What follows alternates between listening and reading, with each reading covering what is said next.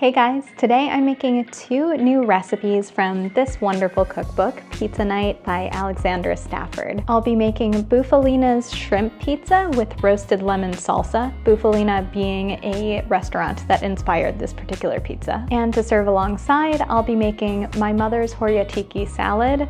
Not my mother's, but the mother of Allie, who wrote this cookbook. I will also be dishing on the pizza and salad recipes that I made last week, giving you the scoop on what went right, what went wrong, and what I learned along the way. So with that, it is time to go in depth.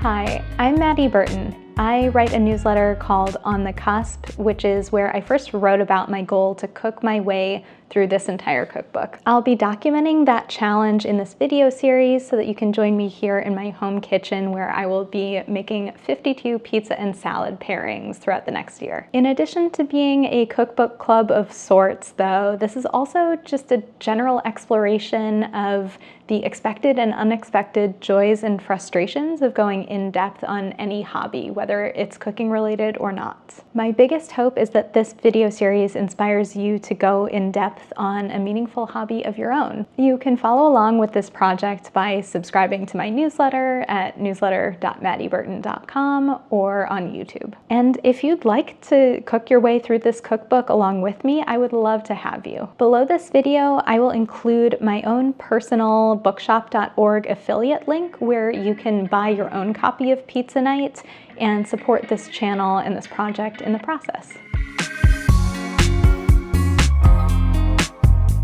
All right, so let's chat about the pizza and salad pairing that I made last week and how that went. To refresh your memory, I made a grandma pizza with broccoli rabe and sausage, which was my first pan pizza out of this book. I also made a spring Caesar salad that was inspired by another one of Allie's favorite restaurants. So I'll start with the pizza. The flavors were great together. The bitterness of the broccoli rabe was balanced really nicely by the fattiness and saltiness of the sausage, the cheese, and then the heat that came from some of the spices. The caramelized edges of the pizza were perfect, and the dough worked really nicely. It stretched out amazingly well. Also, now that I'm a handful of weeks into this project, I can see some themes starting to develop. I'm learning a lot about veggies that are somewhat new to me, which is an interesting part of the project I didn't really anticipate. For example, I picked up a bunch of broccolini and then realized that that was actually different than broccoli rabe or rapini, and educated myself a little bit in the process of grocery shopping. I also loved how easily this pizza came together. I think it would be a great option if you're cooking for a group because I didn't have to make a bunch of individual pizzas for dinner like I have the last few weeks. As for some of the things that I might do differently next time, I think I might sample some different flours when I'm making my pizza dough. I have some incredible fresh milled bread flour in my freezer that I stocked up on for bread making. And while the dough has performed really nicely with that flour, the flavor is a bit too overpowering for my taste, and I think I'm going to swap that in for some different kinds of flour next time. The bottom of the crust also felt a little bit too soft for my taste, so I think that there's some troubleshooting for me to do on that front. Helpfully, Allie has included a whole troubleshooting section toward the back of the book, and having a too soft crust is one of the issues that she covers there. I've also done a little bit of research online, and I think that I have a handful of suggestions that I might give a shot next time I'm making a pan pizza to see if I can't crisp up that bottom crust a little bit. The other thing I might change is probably specific to me and this project because I'm making so much pizza. I might cut back on the cheese a little bit next time on this particular one just because it was a little bit rich for my taste. But if you're unlike me and you're just cooking a one-off recipe from this book, you probably won't be as fatigued by all the cheese as I am. And finally, the leftovers were great, just as all of the leftovers from this book have predictably been so far. As for the salad, it was very simple but perfect. I don't dislike anchovies, but I was a little bit wary of them in the dressing, but the dressing was incredible. And despite only having a single vegetable in the salad, romaine lettuce, it wasn't boring at all. The shower of Parmesan cheese glaze over the top was really lovely and not heavy in the slightest. If you're cooking through this cookbook along with me, I would be so curious to hear how this went for you. So please hop into the comments and let me know.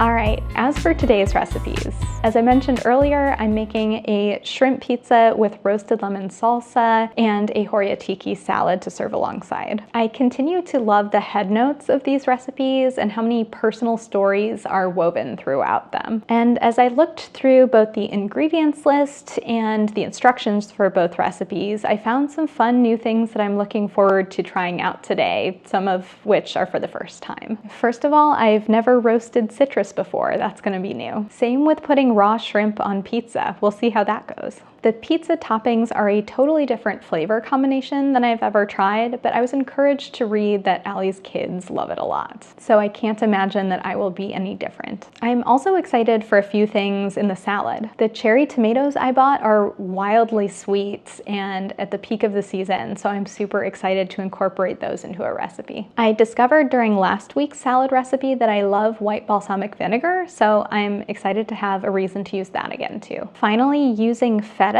in brine is a new ingredient to me that I am also excited to use. In reading through the ingredient list for the pizza, I was intrigued to see the 16/20 count listed beside the shrimp. So that was a point of learning for me this week, that's how you identify what size of shrimp to buy for a specific recipe. I really appreciated that level of precision because that helps getting the weight of toppings correct on the pizza. I'm subbing out the Neapolitan pizza crust for thin crust because that's just what I happen to have in my freezer from a previous recipe pairing. And finally, there's a lot of prep involved in making the lemon salsa and cutting up all the veggies for this salad. So I appreciated that Allie included a very simple salad dressing, just a few glugs of oil and vinegar instead of a more extravagant salad dressing. So I'm getting my grocery list making and shopping down to a science. That was not an issue at all this week. And again, it felt relatively affordable, hitting around the $55 mark for all of the ingredients. One thing to note, I am usually cutting back on the salad ingredients to serve 2 people instead of 4. So your mileage may vary there.